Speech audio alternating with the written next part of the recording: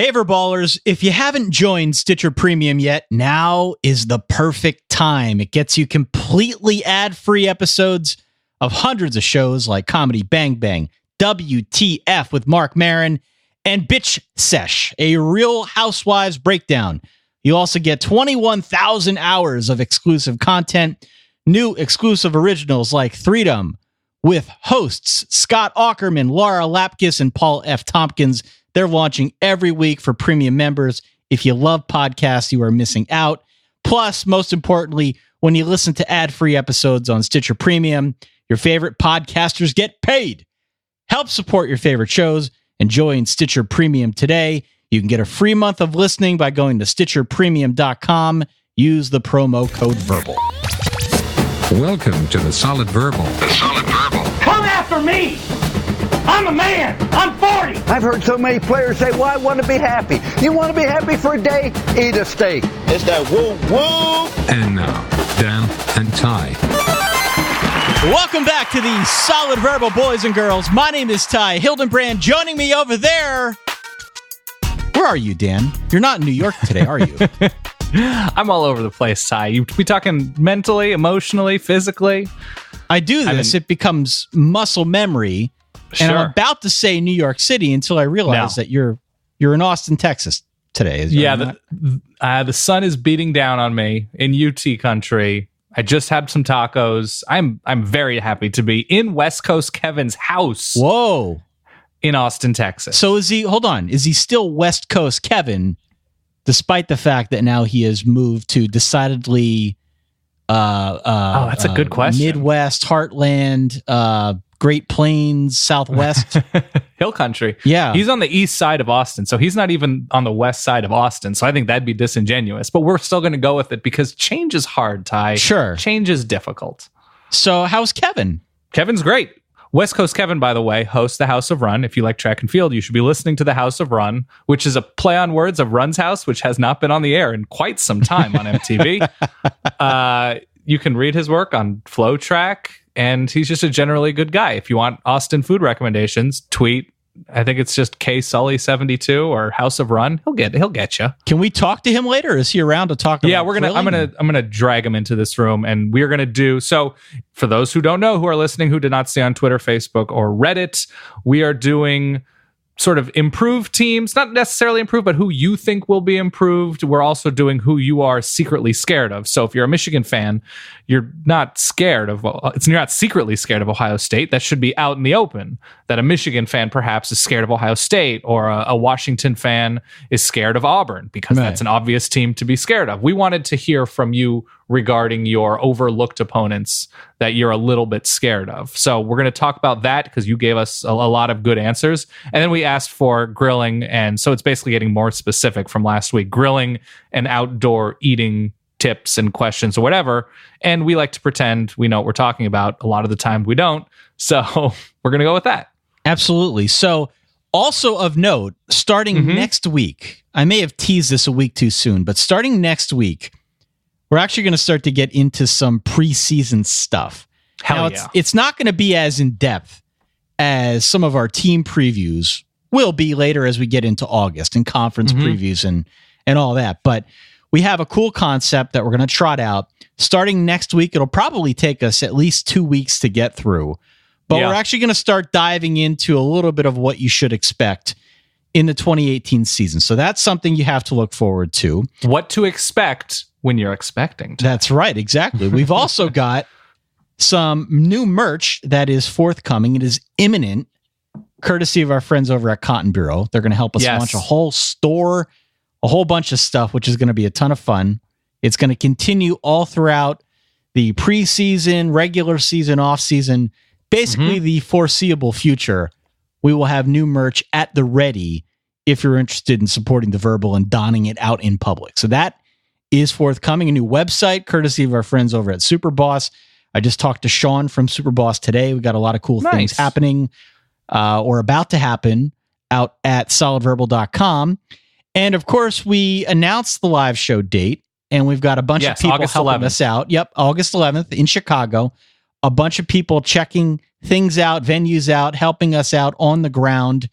And hopefully we'll have a little bit more information on that in the very near future. But for the time being, anyway, a ton of people have expressed interest out on the Facebook event that we haphazardly created just to gather folks' interest. And we're excited. We're going to have to start putting that show together lickety-split. Best place to find out up-to-date information on the live show, merchandise, website, everything going on with the show would be the Newsletter of Intent. Newsletter of Intent, which you can find if you go to the Facebook page and click on sign up, or if you go to our still active older version of solidverbal.com, along the right-hand rail, you'll see a sign-up form. Sign up for the newsletter. We promise we'll post all of the updates there. All the pertinent information will get sent out through the newsletter first. Should we just jump in? Let's jump in. Dan, first off, we have breaking news. Boop, boop, boop, boop, boop. I like that you're not even playing the sounds, because you are just I haven't found such an overwhelming force of nature. I have not found my soundboard yet. Oh, okay. That's a good excuse. Someday our competitors might invest in production value, Ty, so we can't fall behind. Someday. That was mean. No, that was mean. So I stand by everything. Do you want to get into news? So there were two, I guess, related bits of breaking news on the NCAA front. Both pertain to transfers. And yes, I guess by extension, red shirts, but I guess, directly and indirect transfers. Yeah. So transfers are going to be easier. And what this amounts to, and I'm reading directly from the ESPN.com article, student athletes will now have the ability to transfer without asking for permission. Like real life human beings. This is a whole thing for as long as I can remember. If you wanted to transfer, you had to go to your school, your coach, and they had the right to restrict where you could transfer. Again, a whole thing. There's a new process now that's going to take effect in October, and it allows an athlete to notify his current school of his desire to transfer. Then the school is required to enter the student's name into a database within 2 business days. I love that they specify that. Right. And then upon being entered into that database, college coaches can just go out and contact any athlete freely without permission. It's like the waiver wire in your fantasy league, Dan. That's what this is going to turn into. It clearly gives more independence, more rights to any student. Speeds up the process. Yeah. Any student athlete who is actively seeking a transfer. So I think this is a net positive. I think this is a very good thing for students who are pursuing any kind of transfer. Well, it's not sort of a carte blanche thing, because conferences can still sort of institute their own rules. But in terms of process, it certainly speeds things up and helps kids who want to transfer engage with coaches at potential destinations. So I think it's a good thing. The other bit of this is that there is a new redshirt rule. And what this amounts to is... This is great. Yeah. A kid, can play up to 4 games without burning a red shirt. Which is interesting to me. And I thought about this all afternoon. Is this going to turn into like a September call-up like we see in Major League Baseball? Could it turn into a late November, a bowl season call-up in college football? So there's a number of different ways that this can be interpreted or instituted, really. One of them, obviously, is when you have games against teams that you're not terribly worried about, if it's an FCS game early on, or in the case of a number of SEC teams, I don't have the schedules in front of me, but that November weekend, the SoCon weekend, that you can, play a starter for a quarter, or not even play a starter who might be nursing an injury, where you can have depth that you didn't necessarily have in years past to get a sense of what you might have in a redshirt player. And maybe it's better in November, where you have a better sense of that player on a scout team or throughout practice for a couple of months. Maybe it's early on in the season to see whether or not a potential redshirt should be an actual redshirt or an actual contributor, because the talent is there. Maybe it's to find out whether or not, in the case of, I think, Khalil Tate, somebody had talked about this, that he just wasn't a good practice player, but he was a gamer. And maybe you have somebody like that, for whatever reason, rises to the occasion once he is between the lines. I saw a couple people mention about Jalen Hurts, where he could actually play 3-4 games and still take a red shirt and graduate and transfer out of Alabama after the season. Right, to sort of stay fresh and showcase abilities in ways perhaps that he hadn't before. So I think there are situations like that. But ultimately, I think it's going to help in terms of, a guy plays 4 games and breaks his ankle and is unable to play the rest of the year, but can still maintain another year of eligibility that he otherwise previously would not have had. Right. No, I think it's a good thing. I'm curious to see if coaches get creative with it. Mm-hmm. I'm very curious to see if this is something that comes into play again later in the year, depending on situations. Clearly, what we saw with Tua this past season was not exactly the norm, but you can envision a scenario in which there's somebody who's a red shirt that could be of service to a team, maybe even in a particular package. A particular situation come a game down the stretch. I don't know. I'm just very curious to see if there's any bit of strategery that goes on with this new 4-game rule. Yeah, and we'll have a better sense as fans. We'll have a better sense for players that, there's a lot of hype around this red shirt and what he was able to do in practice, when ultimately practice is important. Doesn't mean a ton as for future success in a lot of cases. Also, let's say a team who's not going to be all that good this year. Give me a team. I don't know, Rutgers or something. Who we don't expect, Illinois, that we don't expect a ton from.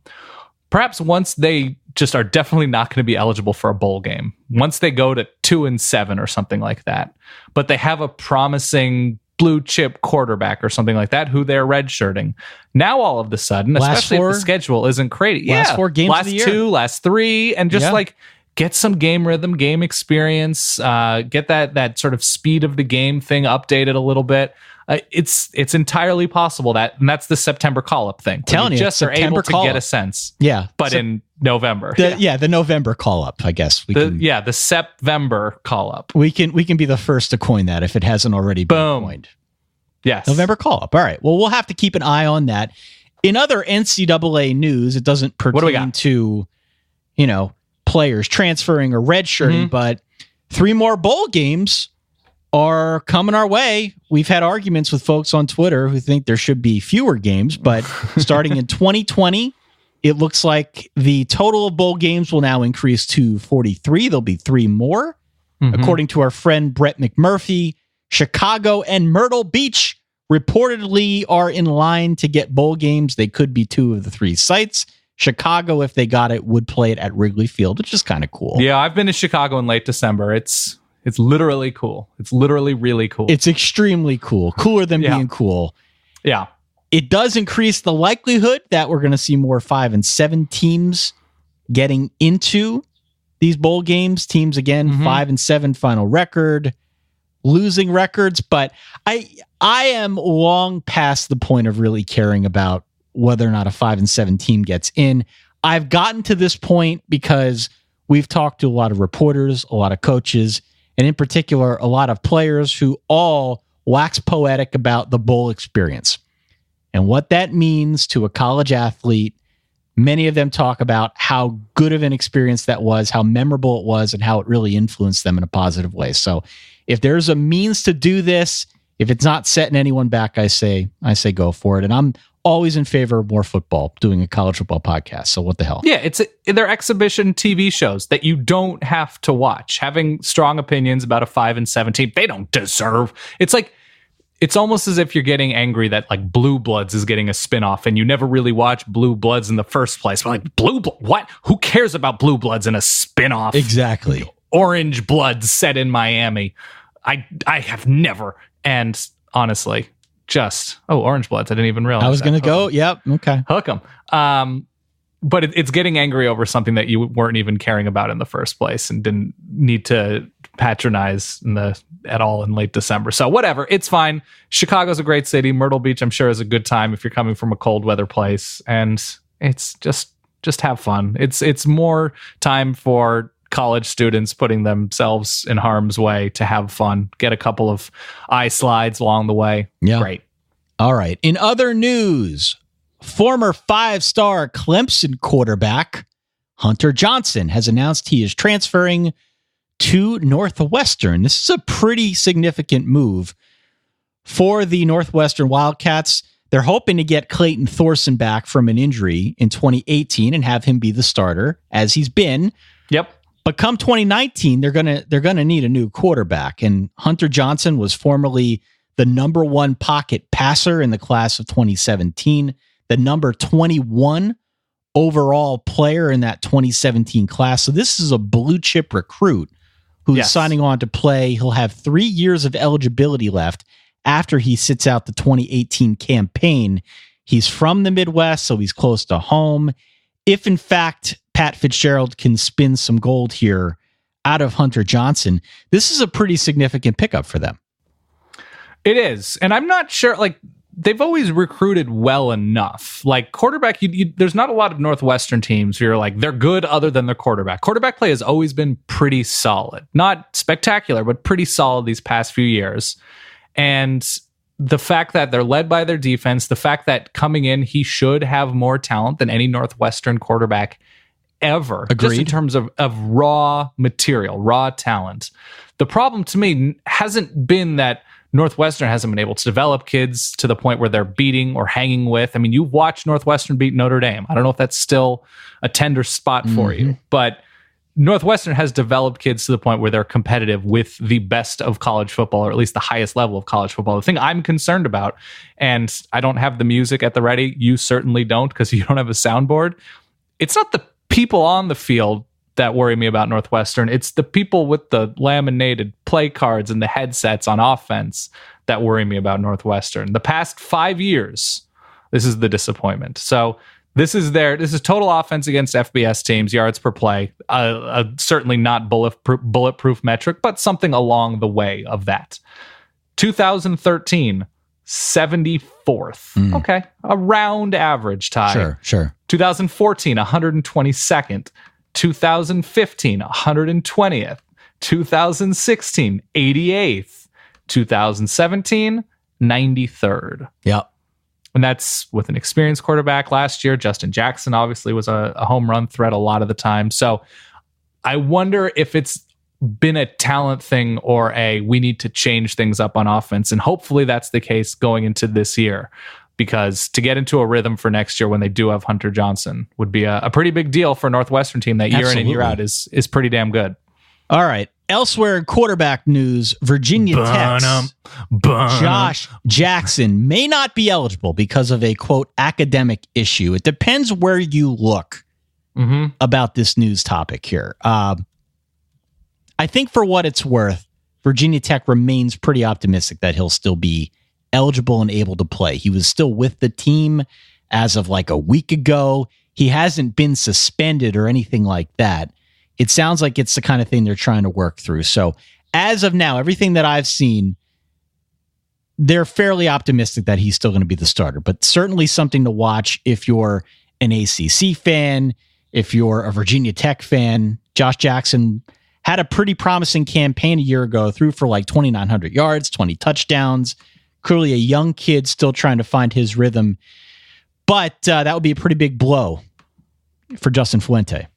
Yeah, essentially no experience behind him in any sort of meaningful way. They opened up the season against Florida State. That offense took a pretty big step back after, I guess, the Duke game. Yeah. They scored 10 against Miami, 22 against Georgia Tech, 20 against Pitt, 10 against Virginia, 21 against Oklahoma State. So that it wasn't a prolific offense the back half of the season with, I think, some pretty good talent. So that would be a pretty significant setback for both Josh Jackson and the Hokies. But the schedule's not terrible other than that opening game against Florida State the first half of the year. So who knows?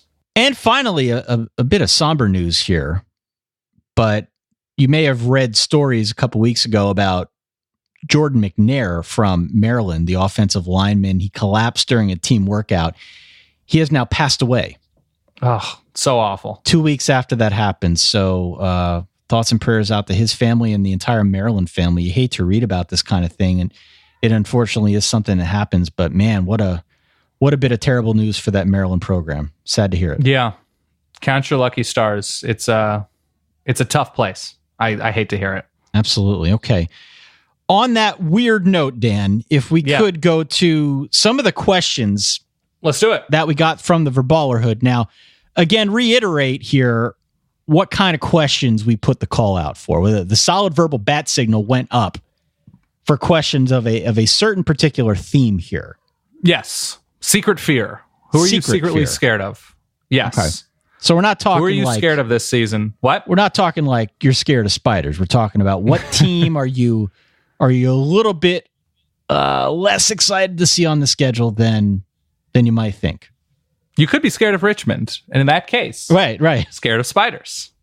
Pretty decent situation. Okay, who are you secretly scared of? Not the major teams on your schedule, but the teams that are perhaps overlooked or sandwiched. That letdown, look ahead sandwich situation. I do have one of those in our questions. There's a prime letdown, look ahead sandwich situation. Yes, there is. Let's get into it real quick. I mean, we have a lot of overlapped questions and teams that multiple fans of the same team are scared of. We also have candidates for improvement and a couple of random questions, and then we'll get into the grilling and outdoor eating questions with, of course, non-West Coast Kevin. Sure. All right. So Ryan sends in, as a Penn State fan, I'm secretly scared of App State in the first game. Yes. Ryan, I am not. Penn State wins that game going away by 3 touchdowns. What would concern you most about Penn State? We have a pretty good concept for App State, just because opening week against a frisky team with the infrastructure of a good defense, losing a defensive coordinator, new quarterback for App State. But what is the vulnerability in a game where even James Franklin's not going to know how a new look Penn State team is going to look in week 1? There's a fair amount of turnover on defense. Yep. Some of the veteran leadership is gone now. And of course, Saquon Barkley is the headliner, drafted number 2 overall by the New York Football Giants, but they've got plenty of depth behind him to pick up at least some of the slack. Trace McSorley being there is a pretty big deal. He will continue the tradition of the last 2 seasons now, and I think propel them to great things. So I am actually not at all concerned about this football game. There's clearly going to be some turnover that they're going to have to adjust for and develop over the course of the season. But App State week 1 does not scare me. The game's in-state college, which can cover up a lot of sins. So I'm okay with this game, Ryan. Don't worry. Okay, fair enough. I mean, yeah, the concern is week 1 cobwebs, a new play caller, obviously, on offense with Joe Moorhead gone. And what if those Tommy Stevens shovel passes don't turn out all right? There's a what chance. What happens then? What's the plan B, Ty? All right, Joshua says, as a Georgia fan, I am secretly terrified about week 2 against South Carolina. Can you whisper, it's going to be okay, in my ear, please? I'll just be over here in the fetal position. Thanks. So, all right, Joshua, here's the deal. Yeah. Daniel, let me ask you, what are you afraid of the most if you are a Georgia fan as it relates to South Carolina? What about South Carolina scares you, other than the fact that the game, I believe, is in South Carolina? It's in Columbia, yeah. Yeah. So besides that point, it's a new look South Carolina offense without Kurt Roper, who was let go. I think it's Brian McClendon who takes over. So they're going to play faster. South Carolina has recruited well. This is a new look offense. And the fact is, South Carolina is going to be at its healthiest. So Georgia obviously has the depth that South Carolina doesn't have. So that's a huge advantage, October, November, whatever. So South Carolina should be healthy. They're talented enough, at least that first 11 on defense. Debo's back for South Carolina. I've given like 4 answers, but I think the health and experience, the healthy experience, I think should be the biggest thing for South Carolina. That should worry Georgia in week 2. And also, Georgia's going to murder Austin Peay in week 1, but it should be noted. Really good story last year. Austin Peay going from 0-11 in 2016 to 8-4 in 2017 with like a 31-year-old head coach. I think his name is Will Healy. Mm-hmm. Just, it's very tangential to the question at hand, but Georgia might take a few weeks to really get into a rhythm with a new look defense. I could totally see that happening.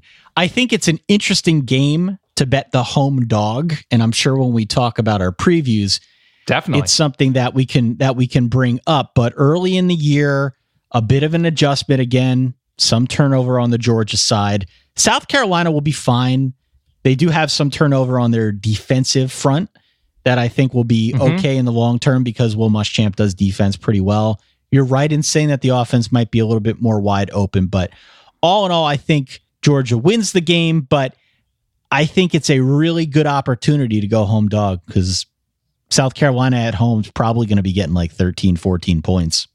I could see that game being a little closer. Sure. Absolutely. All right. Mike says, FSU fan here. I am secretly scared about Boston College. After the beatdown we got last year, do you think Steve Adazio continues to keep BC moving in the right direction? How do you think BC will fare against FSU's new look offense? Can I answer this question with a question of my own? Please do. Are we sure that BC's moving in the right direction under Steve Adazio? Yes. 100% yes. Yeah? Why are you team. so sure? They're a bowl team. That's the right direction. Okay. That's great. Ty, come on. Be happy. It's summer. Do you feel like they're getting that much better from year to year?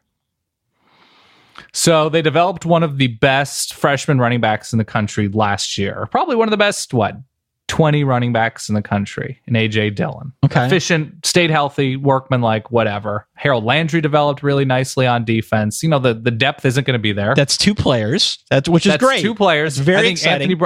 Anthony Brown was not particularly good last year other than the Florida State game. So that's, I guess, maybe a little bit worrisome. Yes, if Boston College is on a bowl streak, which I believe they are, that at least on a very surface level tells me that there's good momentum.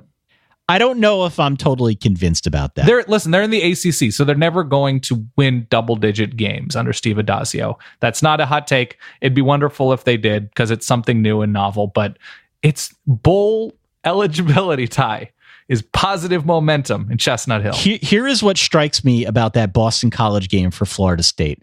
I'm not so much worried about Boston College winning the football game as I am Florida State potentially being worn out. Because listen to this stretch of games that they've got. Yeah, what's coming up? What's the body blow? Here is what Florida State has before that game. October 27th, home against Clemson, biggest game on the schedule. Mm-hmm. The next week, they're on the road at NC State for Ryan Finley's 15th year of eligibility. Yeah, it's absolutely right. That's a huge letdown look-ahead sandwich, no matter what happens. Saturday, November 10th, the week after, at Notre Dame, which should be, I would think, a pretty big game as well. And then they come back home the week after against Boston College, the game in question. And then the week after, they've got their rivalry game at home, but against Florida. So a lot of ammo there on the schedule. Boston College in a prime letdown look-ahead spot. I still think Florida State by that point later in the year is good enough to just bull them over, but there's at least a question in my mind as to what might happen there, but I still feel pretty confident. It's an ideal scenario other than the Tallahassee thing. Because I'm a believer, and it hurts me to say this, in Willie Taggart's offense, I think what he brings to Florida State is some much needed change. And even if they don't get wonderful quarterback play out of either DeAndre Francois or James Blackman, there's enough there that they should, especially by then. If you look at what Oregon looked like when fully healthy against, we can compare Boston College to some of the not so impressive teams that Oregon played when Justin Herbert was healthy last year. I would imagine they will be happy to be in a rhythm against a team without the talent of Notre Dame, NC State, Clemson, etc. Agree, Dan. All right, let's move on. I think they're a good place, but it is ideal for Boston College scenario-wise. All right, Ben says he's scared of Boise State ruining his birthday when the Broncos visit Stillwater in Oklahoma State. Mm-hmm. I looked at this game. I'm equally as terrified, Ben. I got to be honest. Yeah, Boise State brings back enough to feel pretty good about what they're going to do on offense, i.e. Brett Rippon coming back, pretty good quarterback. Yep. Mm-hmm. In Stillwater, if you're Mike Gundy, you've got a ton of turnover, not the least of which is Mason Rudolph is now at the Pittsburgh Steelers. And you're going to be starting, I believe, Taylor Cornelius. Great name.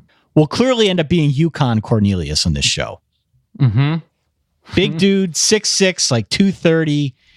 But early in the year, I think a really low point spread, probably single digits under a touchdown.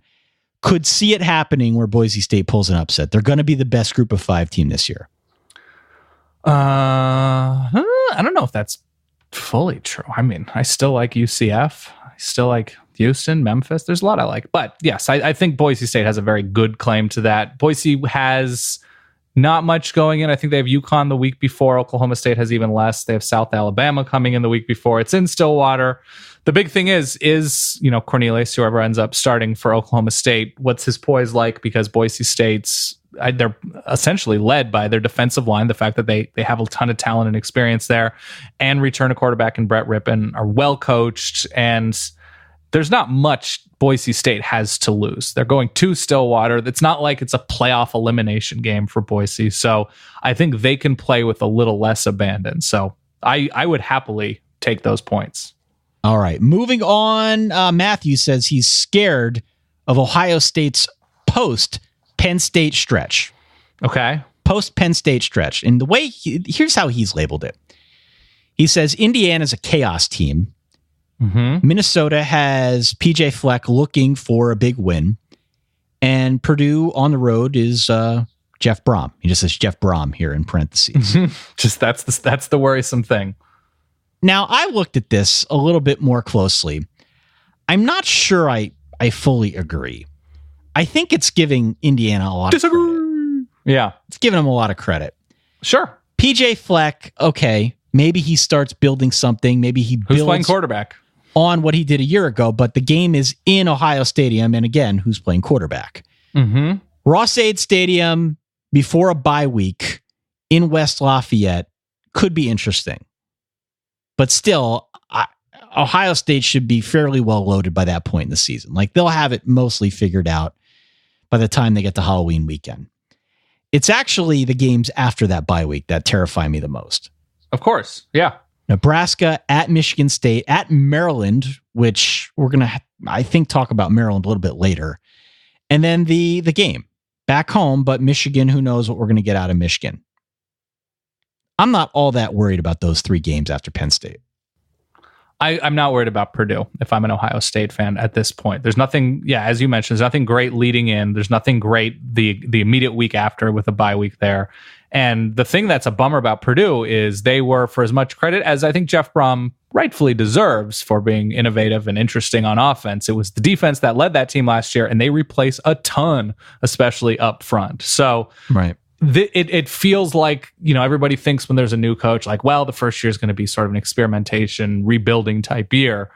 But offensively, Purdue should be a little bit better in year 2. But defensively, I think they're going to take a step back. And that's really what led their sort of exciting resurgence last year. So I'm not buying Purdue as being secretly scary right now. A&M fan Sean says that Arkansas makes him nervous because John Chavis knows the defensive personnel and Chad Morris for several reasons.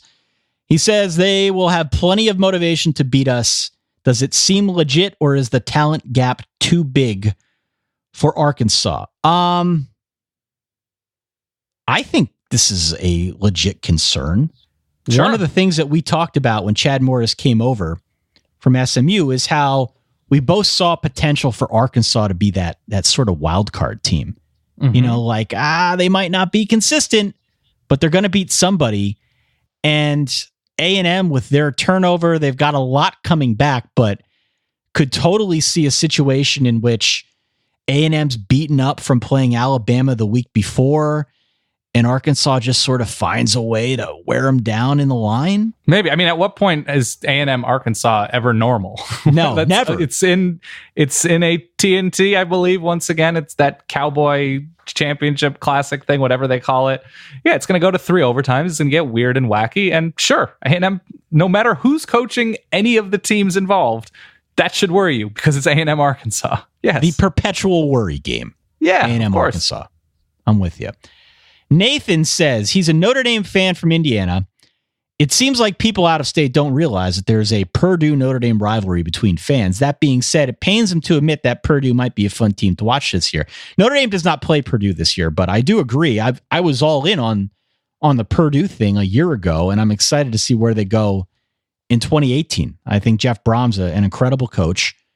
And we've talked ad nauseum about the singularity here. The singularity, and if Jeff Brom has a good year this year, he's gone. I don't know if he'll ever be playing against Notre Dame, coaching against Notre Dame and Ross-Ade. But listen, who knows? Hope for the best. Similarly, Notre Dame. This is just on the topic of scheduling. Why does Notre Dame make such a disaster out of their schedule? From Ivan, why not drop Stanford or Navy? And I'm not looking for the typical we owe Navy. Right. Yeah. Is there any reason, should Notre Dame make their schedule easier? Or do they have to make their schedule what it is in order to maintain the credibility of independence? I think they have to. Yeah. I think they have to. And I'm with you, Ivan. They want a seat at that playoff table. Yeah, I'm with you, Ivan. There are definitely years in which, and it's mostly every year, if we're being honest, where I look at the schedule and I'm like, man, that situation is not going to play out well. You can see the writing on the wall, but at the same time, if you are Notre Dame, if you do place such a high price on your own independence, I think it's something you have to do if you want to try and compete for a national championship. Otherwise, going to find yourself in a situation later in the year where we're arguing this top 4 thing out and Notre Dame is left out of the conversation because they didn't maybe have a game like a Stanford. Brendan says his Notre Dame fan fear is Northwestern because of a letdown look-ahead sandwich situation after Navy, the classic Notre Dame body blow situation, and before Florida State. 100%, do you agree? 100%.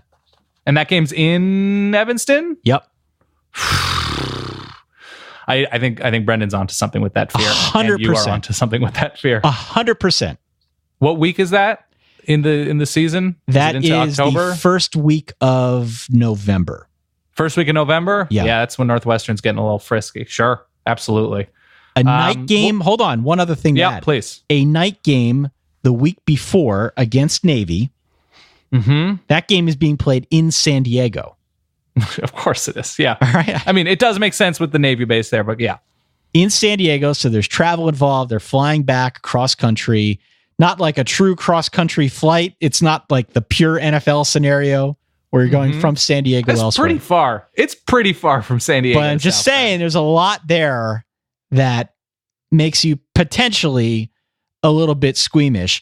And oh, by the way, after that Florida State game in Notre Dame, the Irish are back on the road. They play the game in the non-pinstripe bowl in Yankee Stadium against Syracuse before traveling back across country to square off against USC. Final game of the year. You're going to go? To the Yankee Stadium game? Yeah, you're a Yankee fan and a Notre Dame fan. No, I'm not going to that game. Mr. Mainstream. I'm not going to that game. Who should Michigan be more worried about on their schedule aside from the big ones, which is Ohio State, Michigan State, Penn State, Notre Dame? This is from Abbott. Long time for baller. Yeah. Just crowd favorite, Abbott Skelding. Sure. Nebraska, Northwestern, or Indiana? What do you think? Not Indiana at this point. No. Probably Nebraska's pretty early on, right? But it's not week 1 or 2. I want to say it's like week 4? It's week 4. Yeah. Second to last week of September.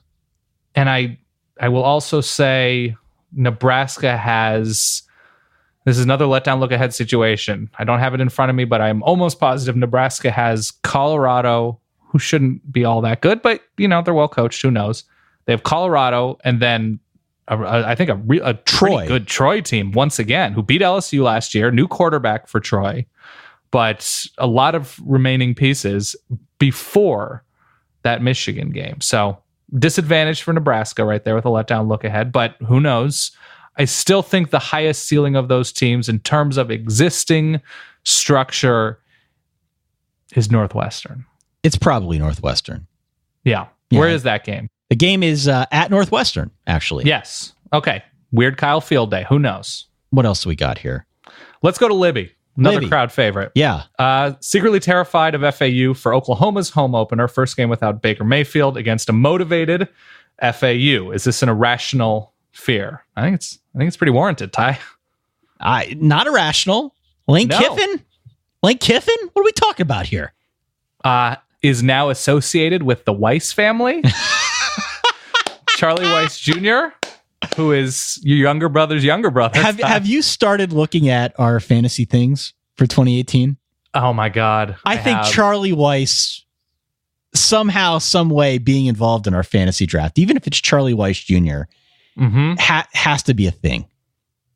I am excited for the possibility. If there is going to be a Brian Colangelo-esque burner controversy in college football this year, one, it's going to be within the orbit of Lane Kiffin, and it'll probably be Lane Kiffin. If it's not, and you know this because you're somewhat local to it, having Charlie Weiss Jr.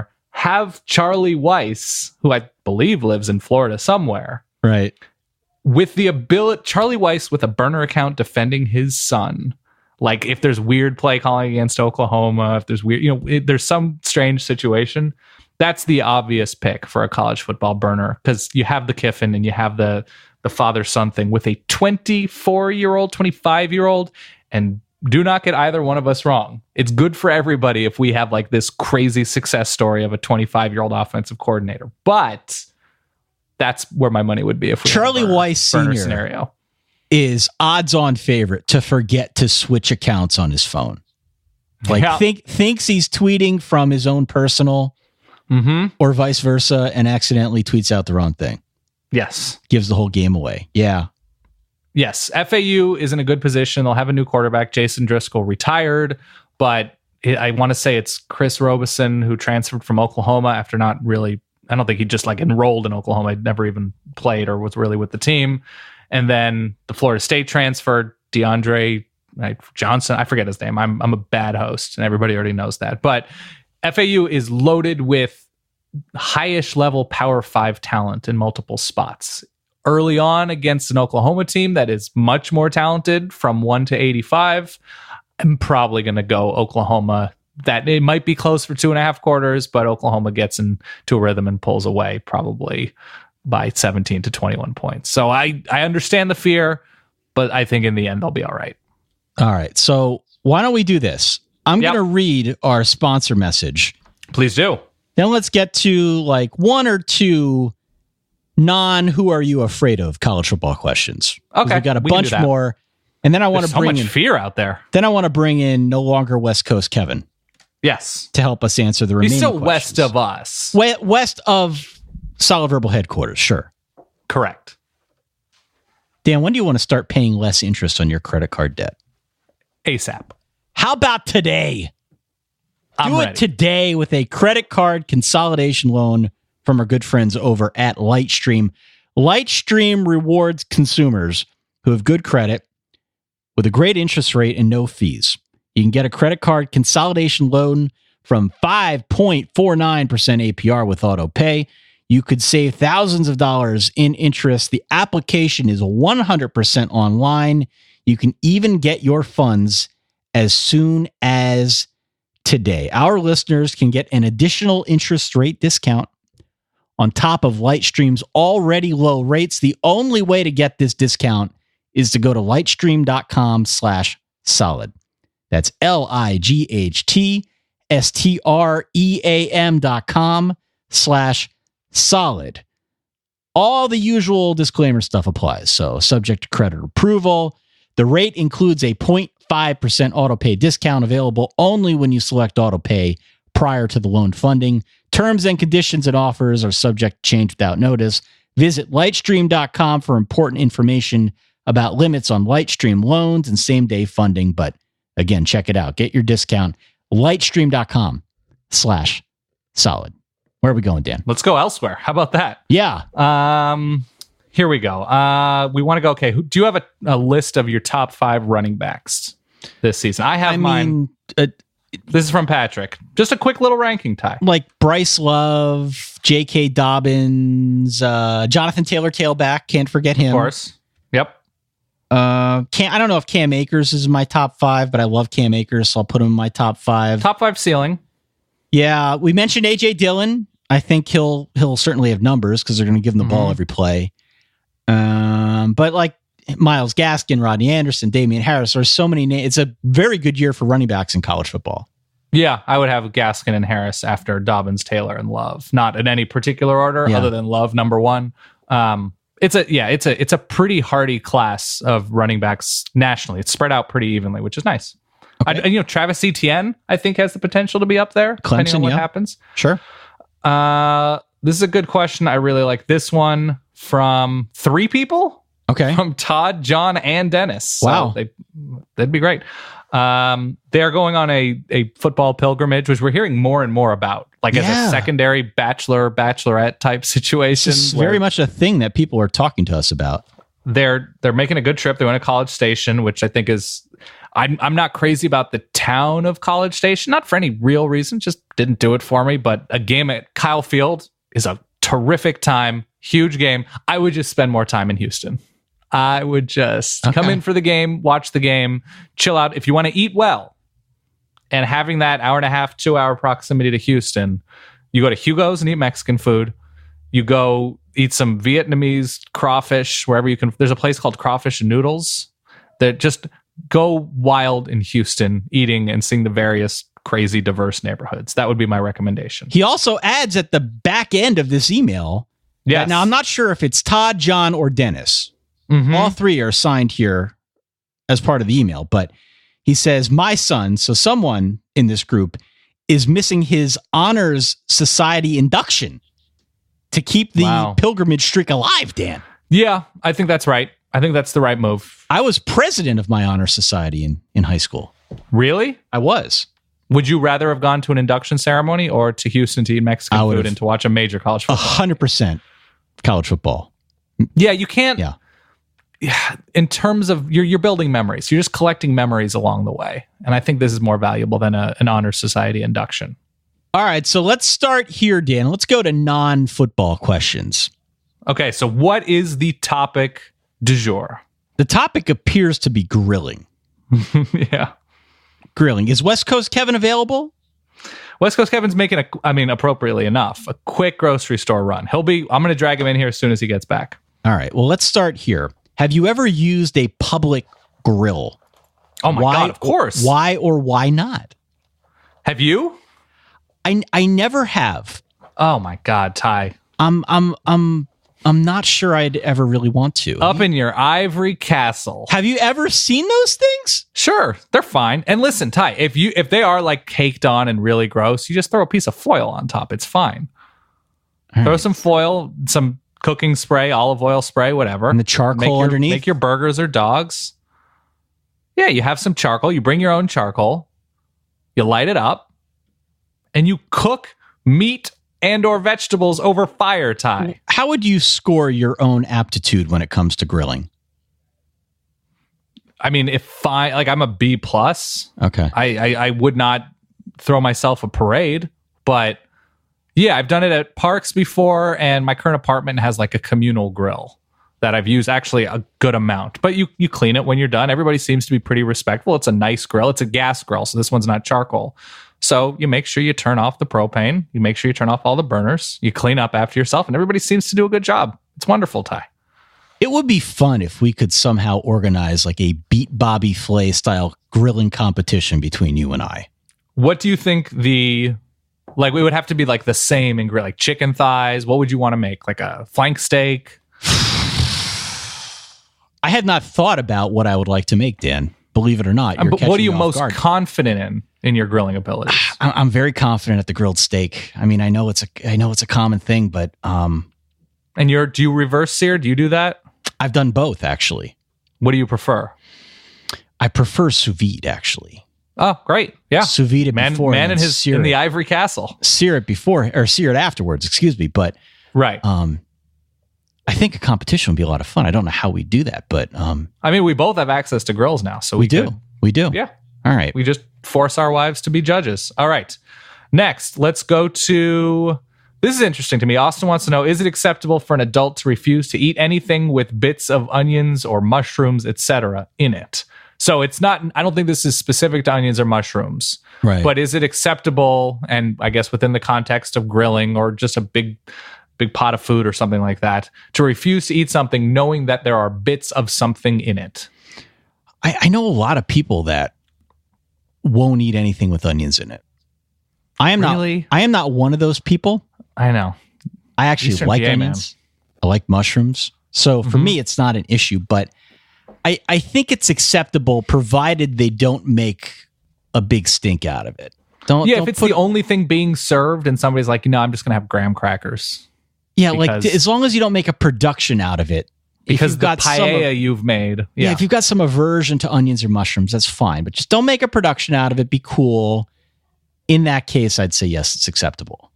And it's acceptable if somebody's grilling burgers and like the specialty, or they've decided to make like mushroom burgers, not like grilling a big meaty portobello mushroom like cap or something, but they're like sauteing mushrooms and putting it on all the burgers. I think it's fine to say, you know what, maybe just don't throw them on mine.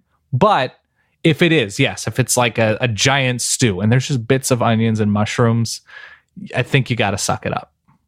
I think they're inoffensive enough and not unless obviously you're allergic, but beyond that, I think you just got to go for it. If you're a grown up, you have to. All right, where are we going next here? Quinn?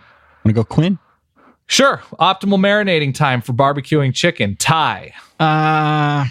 1 to 2 hours. Yeah, I was gonna say a couple hours should be fine. I don't think chicken takes especially well to marinating to the point where you need to do it for an overnight period of time or something. I've done the overnight thing and I've done the 2 hour thing, and I didn't really notice much of a difference. So I would just go like 1 or 2 hours. I think that's right. Underrated foods for grilling. This, of course, comes to us from Crispy Brown. Shout out Crispy Brown, Smart Football. Underrated foods for grilling, as well as optimal grilling efficiencies. This is how you know it's from Brown. You know it's from him. i.e. dishes cooked inside and outside, transport of cooking utensils, plates, etc. Ty, do you have efficiency and underrated grilling foods? Well, have you ever grilled romaine lettuce? I have, and it's wonderful. It takes to it really nicely.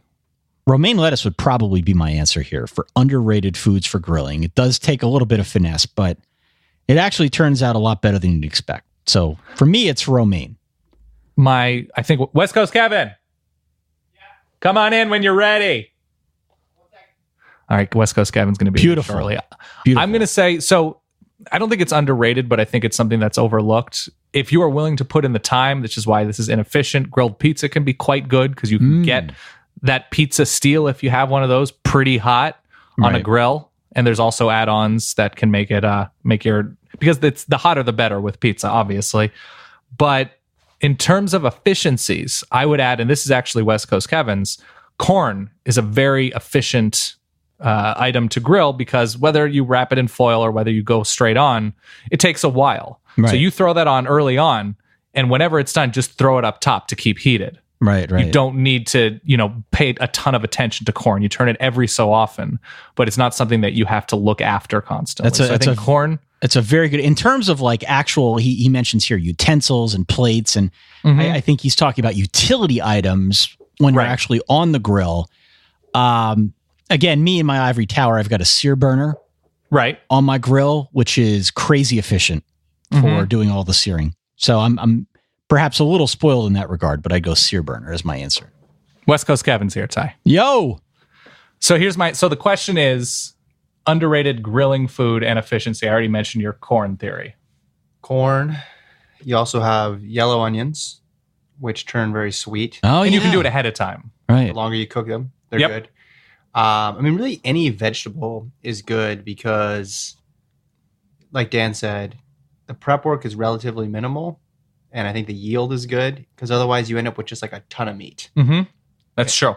And one of the great things about grilling that I like is you just like the dishes are minimal afterwards. So it makes sense. You already have it going and it's hot.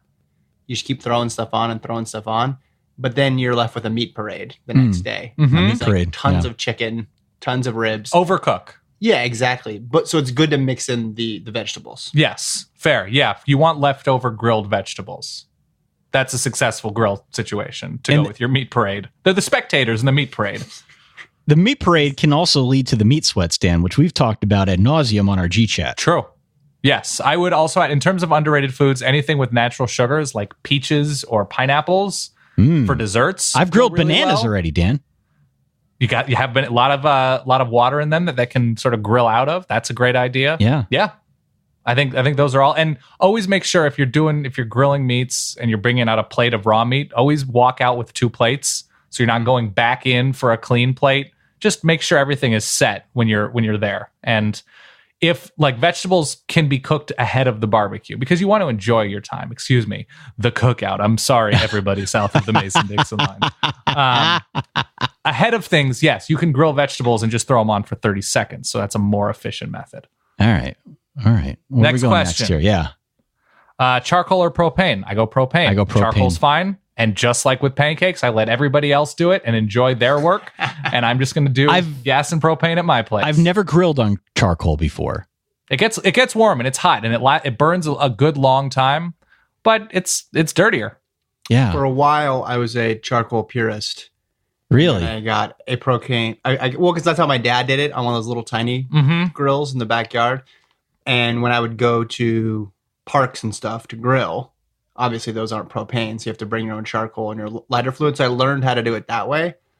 But then I got a grill of my own, and it was propane. And I said, this is way easier and no cleanup, basically. So next question from David wants to know best flavors to infuse into vodka, tequila, or rum. Oh, boy. Neither one of us speaking right now are huge drinkers on this end or on your end. But give me one. And by the way, camera guy Dave, as opposed to West Coast Kevin, for his wedding was given, and they're pretty cool as a non-drinker. They look good. They're called like a what's like a window on a subway. What are those called? Not a subway, on like a submarine. A porthole?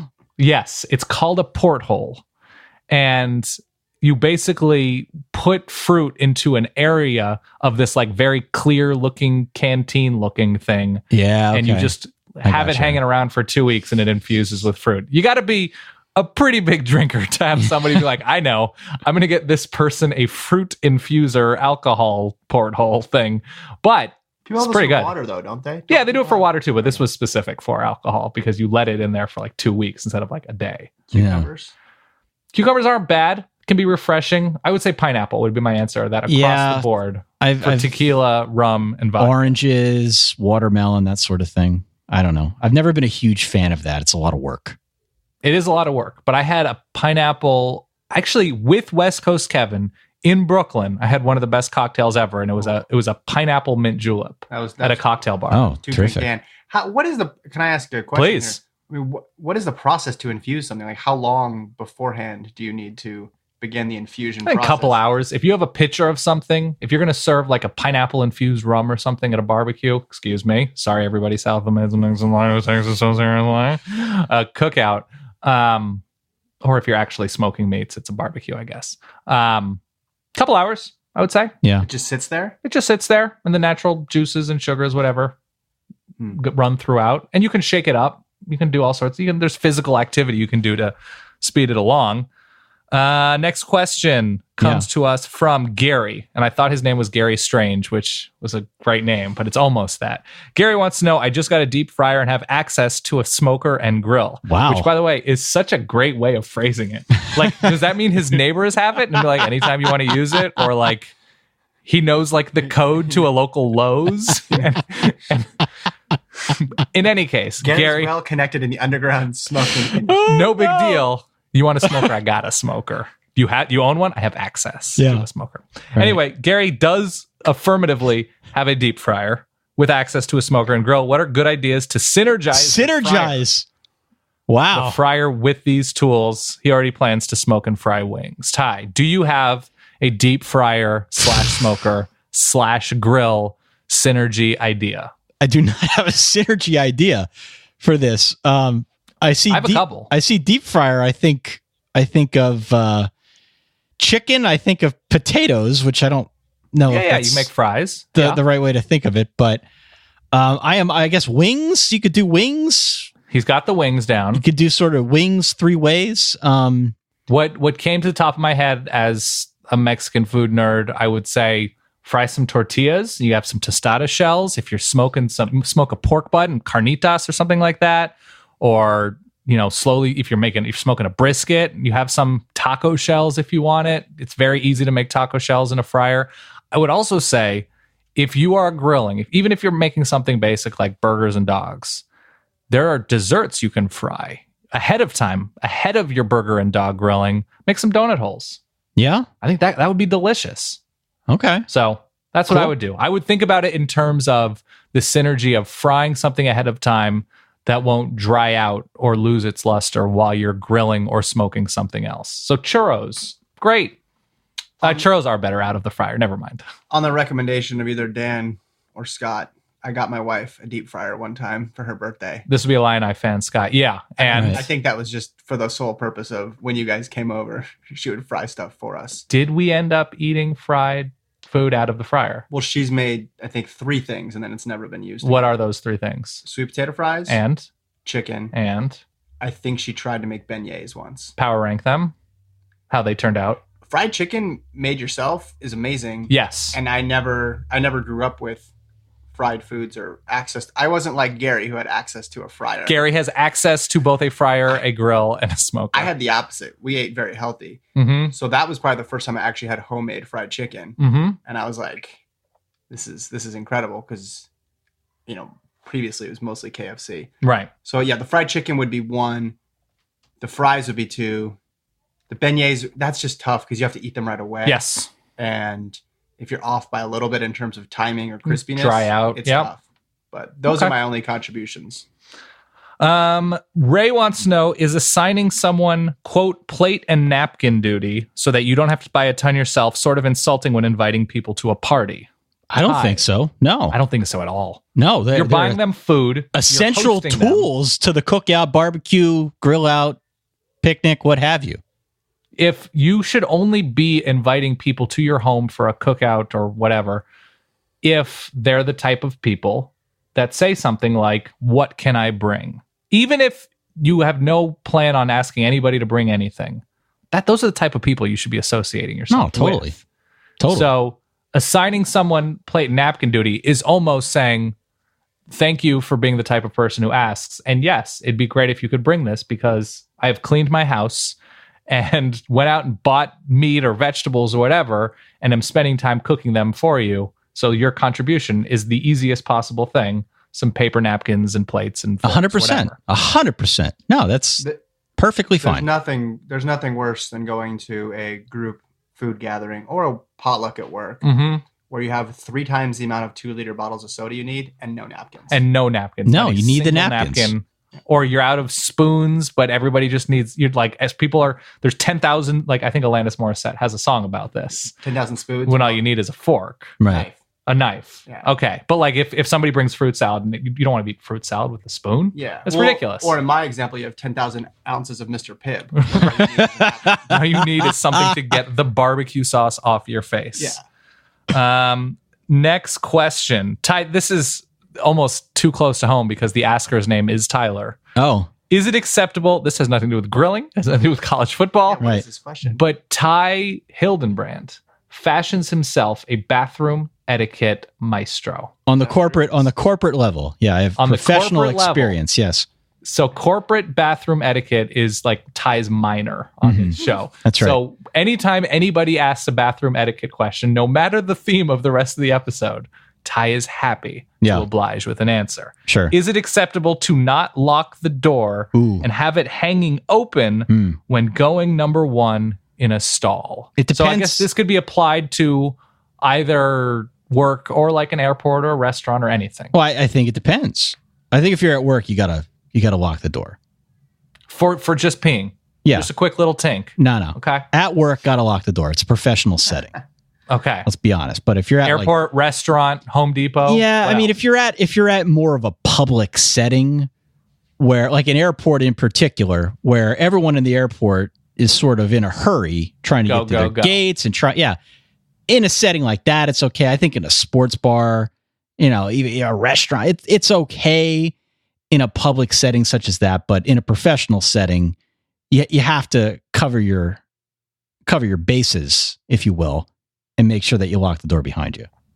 Have you ever made, and I know you've been in such bathrooms, have you ever made a longer visit to a bathroom stall? Right. So a seated visit, Right.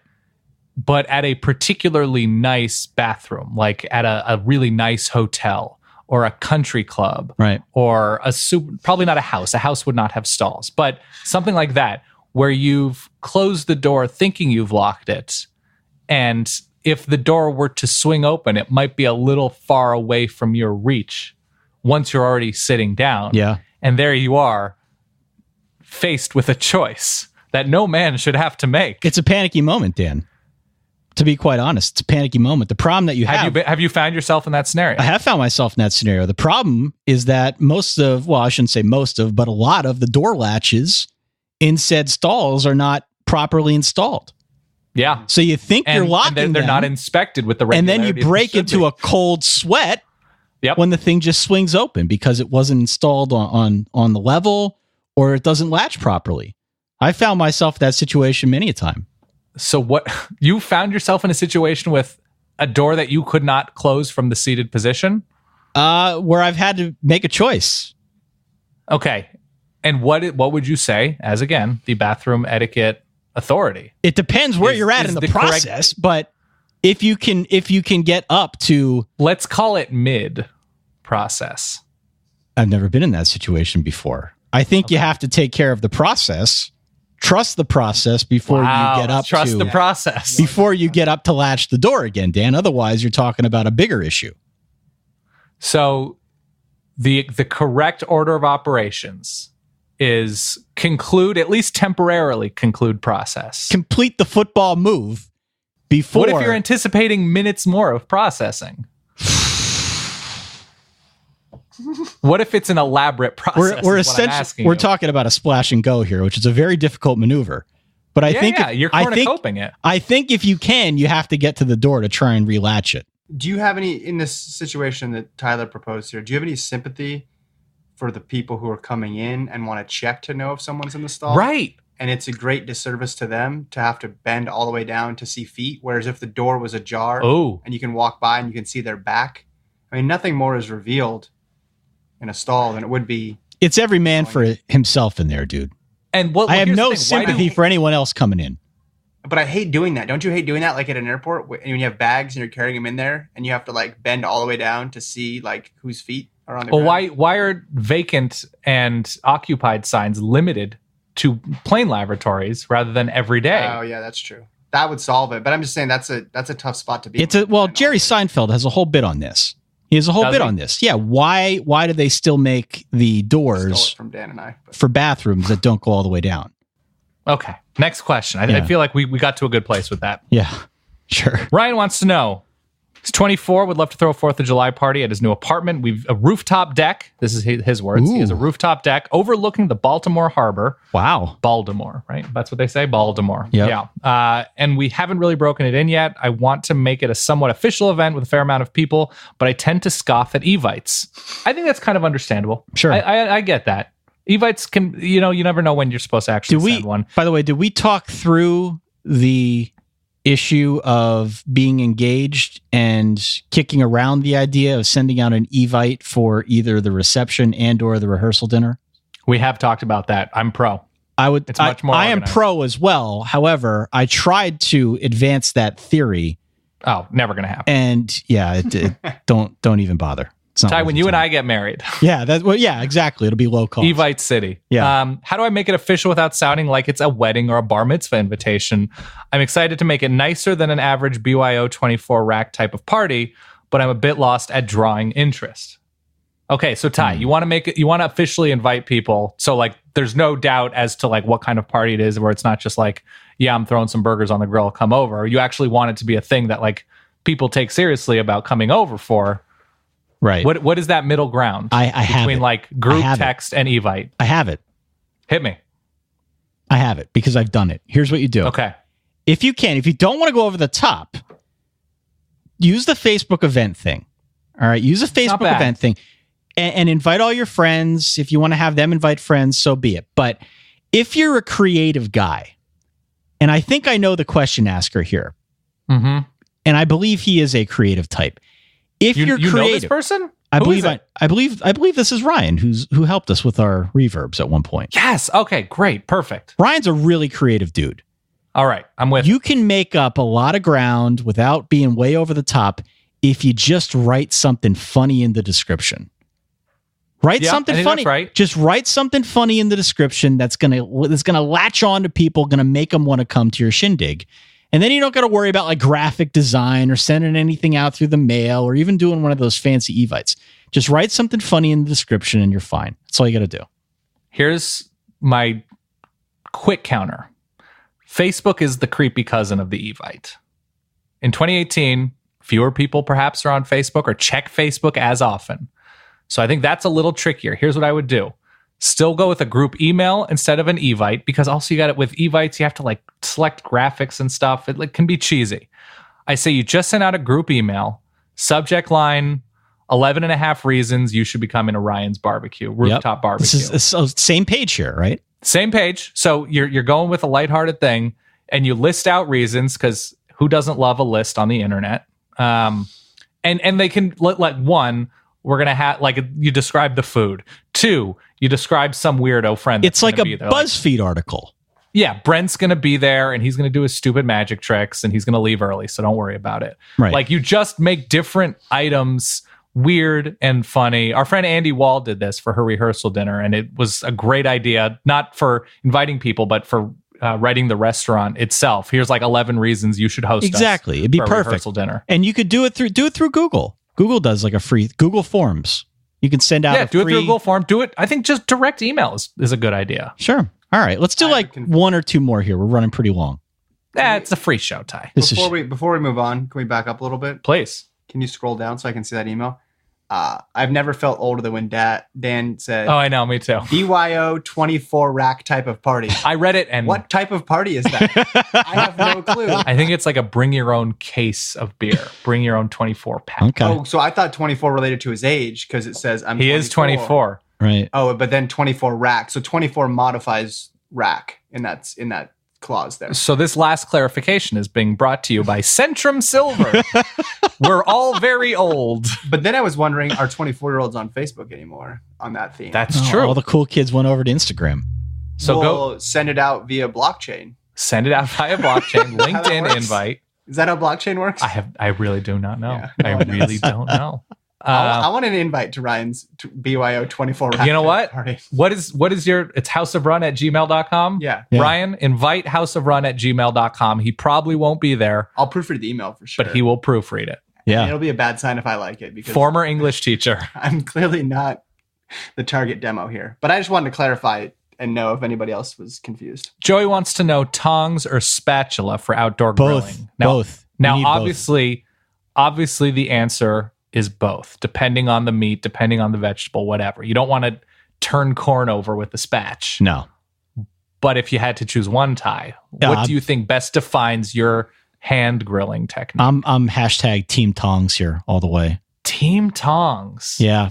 My problem with the spatula is when your grilling subject, terrible way to phrase it, but whenever you're grilling something, it gets stuck to the grates. Sometimes you have trouble getting the spatula underneath it. Sometimes you don't, and you inadvertently gun the piece of meat all the way against the back of the grill. That's which true. I know it's there is the knock factor. I know it's like sterile in there because it gets to 800 degrees, but it still creeps me out a little bit. So I prefer tong. I would say without a doubt, tongs are a better utility. They're more varied in their ability. But the sound a spatula makes when you're scooping a burger right against that grill grate and have like that perfect flip, but that sound, that scoop sound, I think is an elite sensation that tongs just will never give you. That was very dramatic. I'm going tong if I had to choose one. Okay. For me, it's tough though, because if you're doing burgers, you can't do burgers with tongs. Yeah. So I guess it just depends what you're grilling. I think you probably could do. You peek to see if it's fully cooked on the bottom to the point that you'll see the puddle of meat juice. But if the top's uncooked and you're flipping it over, hey, do they make spatula tongs? Yeah, they like definitely flathead tongs. Yeah, I think you can get flathead tongs. There's your answer. There you go, Joey. Good nickname, by the way. Yeah, flathead tong. Final question. This is an easy answer as well, but we like to go out easy, Ty. Yeah. Board commander, really good screen name.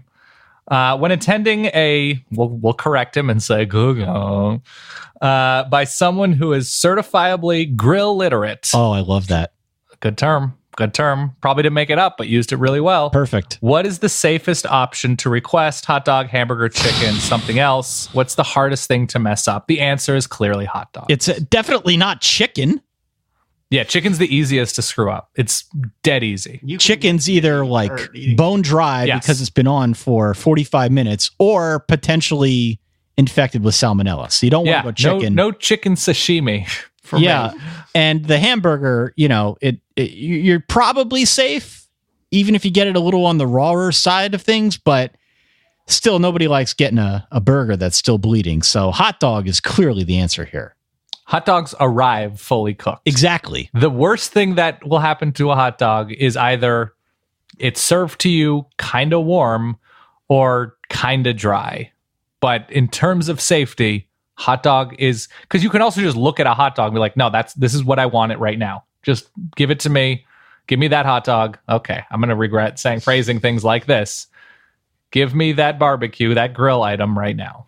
And that's fine, because it'll be fine no matter when you take it off the grill.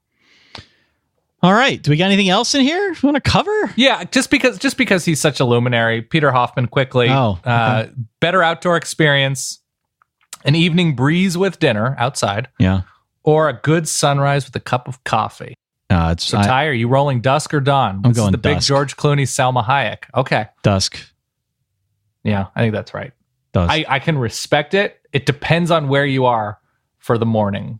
Like if you're overlooking an ocean or something, but even still, overlooking an ocean at night is better. Yes. So, yeah, I'm with chill breeze at night.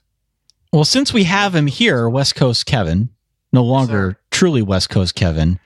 Right. South of the Mason-Dixon line, I'm here to correct all your barbecue cooking. Yeah, That's true. Tell the people where they can find you. houseofrun.com is the website. It's a track and field running podcast. Come on, more enthusiasm. I Take it again. feel like... Say it like you mean it. It is the quintessential Yes. track and field and running enthusiast podcast. We have crossover listeners, so you're doing them a disservice. Is it still the fastest running podcast online? It is, although we changed the logo when I moved out here and changed jobs. I believe we've tapped out all the crossover listeners. When I found out there was like 3 or 4 college football people who said, "Hey, I found you guys via the Solid Verbal." I was really happy just to take those 3 and move on. But if there are any people out there, I mean, maybe there's some USC fans who are very thrilled. Oh my God, they should be. By their women's title in the most It's a very dramatic way possible. That was incredible. Women's 4x4. Maybe they're out there and they want to, get track 24/7, 365. You can check out the House of Run. If you're a track and field nerd, I'm also Dan's personal running coach too. that is true. It is going poorly, must say, and that's more on me than it is on Kevin. If you're into track and field, if you like it in the Olympics and you want to follow it more during non-Olympic years, if you're into college running, if you're a runner yourself and you want Kevin and Jason to help you out, they probably won't, but there's a chance. Listen to the House of Run. Dan comes on to preview the New York City Marathon every year. Yep. And he inexplicably has gotten at least one winner in the men's race or women's race for the entire time we've done this. So we've done that episode 7 times. Yep. And Dan Altar of Dan. legitimately picks a winner every year. And it's getting to the point where it's frustrating because Jason and I oftentimes get 0 of the 2 right. Mhm. You think it's not that hard to pick one of the winners right. Dan can do it. But Wow. it is because marathons are hard to predict. 100% of the time, I'm either right or wrong. Facts. Well, you get, 100% of the time you've got one of them right. Did you tell him about your run this morning? I did not tell him about the run. It's just that I tried to run and had to take a quick process break. Okay. Yeah. And it was, listen, I got a good sweat on. I got some Cal's bacon, but it was the door was swinging open. Austin's on your tough, run. man. The Austin heat is rough. The door was swinging open. There was a line, Ty, of about 9 porta potties. Yeah, that's tough. I was worried for Dan because I don't know what his position is on porta potties. And I said, look, this is the best I can give to you. But he came out, I think, in better shape than he went in. And Yep. we were able to finish. But again, I still have my work cut out. That's the closest you can feel to dying as a man in a hot porta in a hot porta potty my without God, actually it was being steamy sick or time. in any real peril. The hot porta pot that's enough to really test your mettle. Yep. And tested it did, Ty.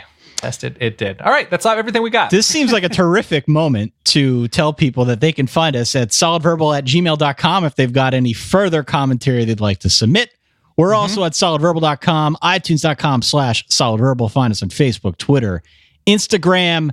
Also, where else? We're on Google, Spotify, TuneIn, Stitcher, all the usual hotspots where you can find podcasts. We will be back in a week. We promise we'll talk more college football. In the meantime, for my good friend Dan Rubenstein down there in Austin, Texas, and alongside him, longtime friend of the pod, who we have to have back in again at some point to talk about all things life and football and running and whatever else. West Coast Kevin. We'll catch you. As always. We'll catch you all in a week. In the meantime, stay solid. Peace.